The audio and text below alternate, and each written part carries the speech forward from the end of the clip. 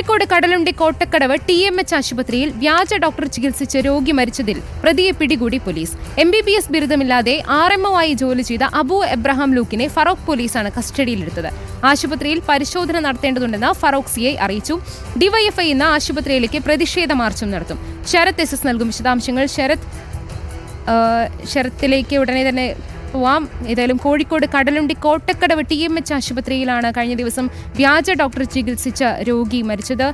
ഏതായാലും പ്രതിയെ ഇപ്പോൾ പോലീസ് പിടികൂടിയിരിക്കുന്നു. MBBS ബിരുദമില്ലാതെ RMO ആയി ജോലി ചെയ്ത അബു എബ്രഹാം ലൂക്കിനെയാണ് പോലീസ് കസ്റ്റഡിയിലെടുത്തിരിക്കുന്നത്.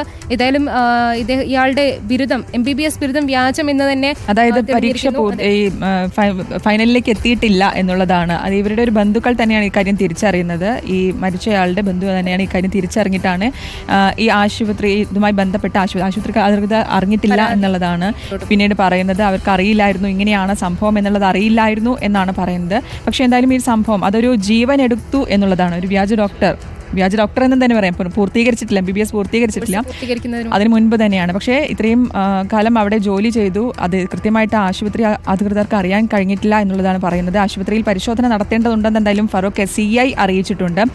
DYFI ഒപ്പം ഇന്ന് ആശുപത്രിയിലേക്ക് പ്രതിഷേധ മാർച്ചും നടത്തുന്നുണ്ട്. ശരത്ത് ചേരുന്നുണ്ട്. ശരത്ത്, ഏതായാലും പ്രതിയെ പോലീസ് കസ്റ്റഡിയിൽ എടുത്തിരിക്കുന്നു. ഇനി എന്തെല്ലാമായിരിക്കും നടപടിക്രമങ്ങൾ? വിശദാംശങ്ങൾ.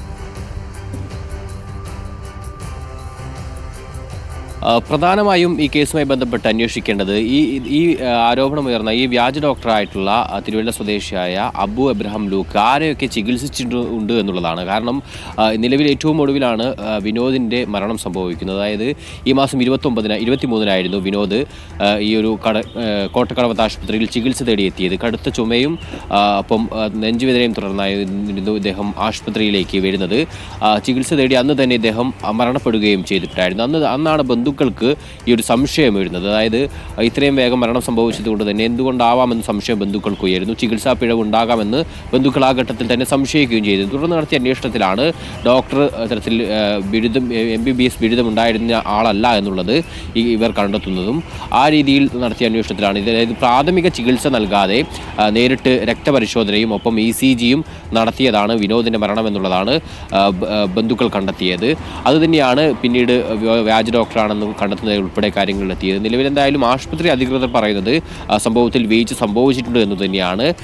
പക്ഷേ 5 വർഷമായി ഇയാൾ ഈ TMH ആശുപത്രിയിൽ ജോലി ചെയ്യുന്നുണ്ട്. നേരത്തെയും മുൻപരിചയമുള്ള ആളാണ്. അതുകൊണ്ട് തന്നെയാണ്, അതായത് മുൻപരിചയം ഉള്ളതുകൊണ്ട് തന്നെയാണ് കൂടുതൽ കാര്യങ്ങൾ സർട്ടിഫിക്കറ്റ് ഉൾപ്പെടെ കൂടുതൽ പരിശോധിക്കാതെ ഇദ്ദേഹത്തെ ജോലിയിലേക്ക് എടുത്തിട്ടുണ്ടായിരുന്നത് എന്നുള്ളതാണ് ആശുപത്രി അധികൃതരുടെ ഒരു വിശദീകരണം. അതുകൊണ്ട് തന്നെ ഇദ്ദേഹം മുൻപരിചയം മറ്റു ആശുപത്രികളിലും ജോലി ചെയ്തതുകൊണ്ട് തന്നെ നിരവധി ആളുകളെ ഇദ്ദേഹം ചികിത്സിച്ചിട്ടുണ്ടാകും. അത്തരം നടത്തിയ ചികിത്സകളിൽ പിഴവ് സംഭവിച്ചിട്ടുണ്ടോ ഉൾപ്പെടെയുള്ള കാര്യങ്ങൾ എന്തായാലും അന്വേഷണത്തിൽ വരും എന്നുള്ളതാണ് മനസ്സിലാക്കുന്നത്. നിലവിൽ എന്തായാലും പ്രതിയെ പോലീസ് പിടികൂടിയിട്ടുണ്ട്. ഒപ്പം ഇതുമായി ബന്ധപ്പെട്ട് വലിയ പ്രതിഷേധവുമായി ആണ് ഉയരുന്നത്. DYFIയുടെ പ്രതിഷേധം ഉൾപ്പെടെ ഇന്ന് ആശുപത്രിയിലേക്കുണ്ട്. നിലവിൽ എന്തായാലും ഞാൻ സൂചിപ്പിച്ചതുപോലെ പ്രധാനമായും കണ്ടെത്തേണ്ടത് ഇദ്ദേഹം നേരത്തെ നടത്തിയ ചികിത്സകളിൽ അതിൽ ആർക്കെങ്കിലും പിഴവ് സംഭവിക്കുകയോ ആർക്കെങ്കിലും മറ്റേതെങ്കിലും തരത്തിലുള്ള ആരോഗ്യ പ്രശ്നങ്ങൾ നേരിടേണ്ടി വരികയോ ചെയ്തിട്ടുണ്ടെന്ന കാര്യം കൂടി ഇതിൻ്റെ ഭാഗമായി കണ്ടെത്തേണ്ടതുണ്ട്.